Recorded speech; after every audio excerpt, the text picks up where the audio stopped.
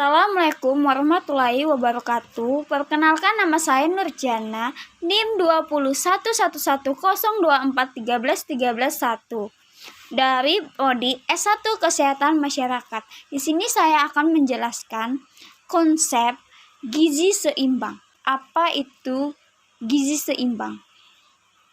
Gizi seimbang adalah susunan makanan sehari-hari yang mengandung zat gizi dalam jenis dan jumlah yang sesuai dengan kebutuhan tubuh, dengan memperhatikan prinsip keanekaragaman atau variasi makanan, aktivitas fisik, kebersihan, dan berat badan ideal.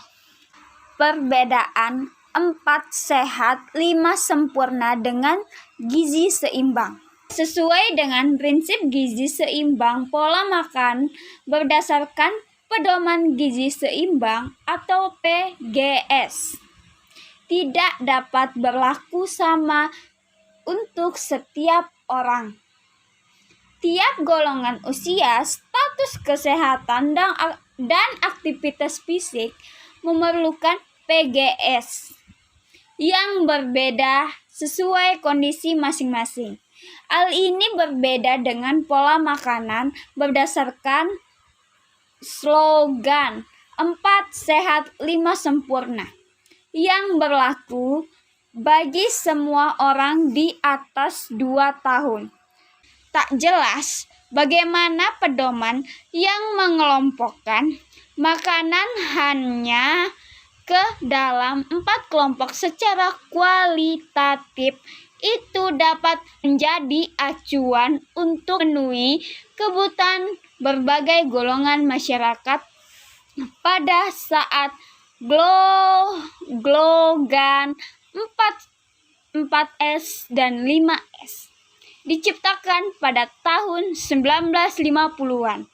Diasumsikan bahwa kebiasaan makanan masyarakat makin sehat sehingga berbagai masalah kesehatan karena kekurangan dan kelebihan gizi dapat dicegah dan dikurangi. Asumsi ini ternyata tidak terwujud, baik di Indonesia maupun negara-negara lain, termasuk negara asal 4S, 5S di Asia. Oleh karena itu, pedoman 4S dan 5S sejak awal tahun 90-an secara internasional telah digantikan oleh pedoman yang lebih rinci yang disebut PGS dengan alasan sebagai berikut. Yang pertama, susunan makanan yang terdiri atas 4 kelompok ini belum tentu sehat, bergantung apakah porsi dan jenis zat gizinya sesuai dengan kebutuhan.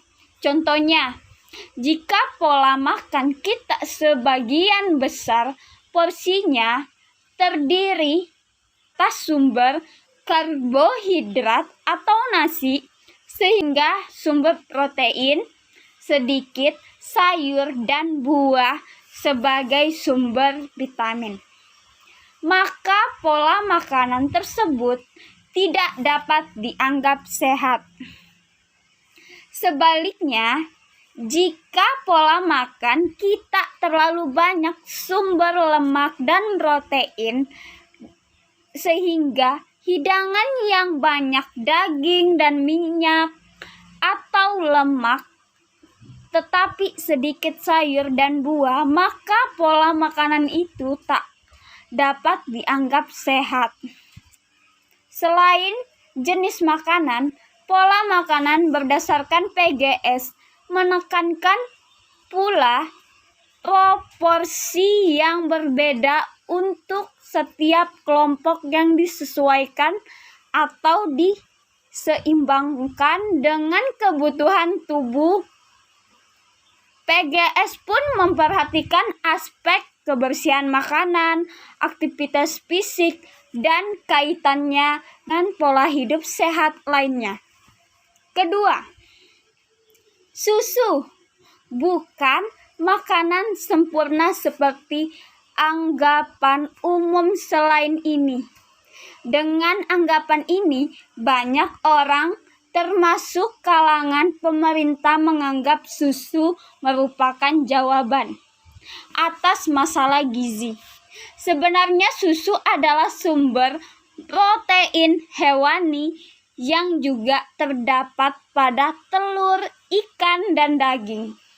Oleh karena itu, di dalam PGS susu ditempatkan dalam satu kelompok dengan protein hewani lain. Dari segi kualitas protein telur dalam ilmu gizi dikenal lebih baik dari susu karena daya cerna protein telur lebih tinggi daripada susu. Yang ketiga, gizi Indonesia pada tahun 1950-an dianggap tak lagi sesuai dengan perkembangan iptek gizi seperti halnya slogan Basic Food di Amerika yang merupakan acuan awal 4S, 5S pada masa itu. Dari AS yang diciptakan tahun 1940-an bertujuan mencegah pola makan orang Amerika yang cenderung banyak lemak, tinggi gula, dan kurang serat. Namun setelah dievaluasi tahun 1970-an ternyata slogan tersebut tidak memperbaiki pola makan penduduk Amerika yang disertai dengan meningkatkan penyakit degeneratif terkait gizi. Pada konferensi pangan sedunia yang diadakan oleh FAO pada tahun 1992 di Roma dan Genewa, antara lain diterapkan agar semua negara berkembang yang semula menjadi slogan. Keputusan FAO tersebut diterapkan di Indonesia dalam kebijakan Repelita V tahun 1995 sebagai PGS dan menjadi bagian dari program perbaikan gizi. Namun PGS kurang disosialisasikan sehingga terjadi pemahaman yang salah dan masyarakat cenderung tetap menggunakan PS 5S. Pada tahun 2009 secara resmi PGS diterima masyarakat sesuai dengan Undang-Undang Kesehatan Nomor 36 Tahun 2009 yang menyebutkan secara eksplisit gizi seimbang dalam program perbaikan gizi. Sekian tumpeng gizi seimbang. Tingkat pertama paling dasar adalah menjaga berat badan ideal dan rutin berolahraga. Kedua, unsur tersebut sangat mempengaruhi kualitas hidup sehat kita. Tingkat 2, dalam tubuh manusia, air berfungsi sebagai pembentuk sel dan cairan tubuh, pengatur suhu tubuh, pelarut zat-zat gizi lainnya, dan sebagai pembantu dalam proses pencernaan. Dalam satu hari, tubuh kita memerlukan 8 gelas air atau setara dengan 2 liter air. Tingkat 3, makanan yang merupakan sumber karbohidrat tinggi seperti nasi, kentang, roti, biskuit, jagung, dan ubi. Makanan-makanan tersebut biasanya disebut dengan makanan pokok yang biasanya dikonsumsi 3 hingga 8 porsi sehari.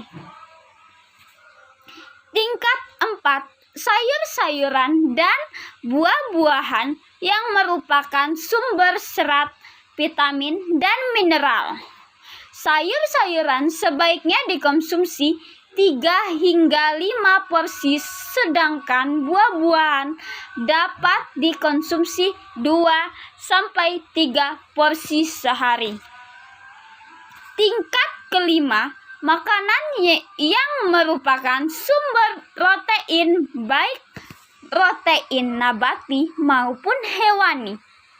Makanan-makanan berprotein nabati dan hewani sebaiknya dikonsumsi 2 hingga 3 porsi sehari. Tingkat puncak.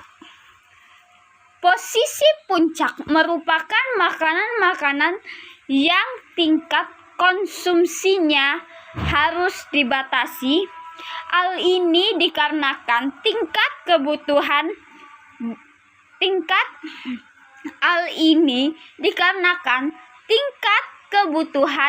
butuh akan makanan-makanan tersebut sangat rendah. Makanan-makanan tersebut diantaranya adalah garam, gula, dan minyak. Nah, wajib dihafalkan. 1. Biasakan mengkonsumsi aneka ragam makanan pokok. 2. Batasi konsumsi pangan manis, asin, dan berlemak. 3. Lakukan aktivitas fisik yang cukup dan pertahankan berat badan ideal. 4. Biasakan mengkonsumsi lauk pauk yang mengandung protein tinggi. 5. Cuci tangan pakai sabun dengan air mengalir. 6. Biasakan sarapan pagi. 7. Biasakan minum air putih yang cukup dan aman. 8. Banyak makanan buah dan sayur. 9. Biasakan membaca label pada kemasan pangan. 10. Syukuri dan nikmati aneka ragam makanan. Tentu untuk setiap individu memenuhi gizi setiap hari dengan porsi yang ideal sehingga akan mudah terhindar dari berbagai penyakit. Sekian, terima kasih. Kurang lebih mohon maaf. Assalamualaikum warahmatullahi wabarakatuh.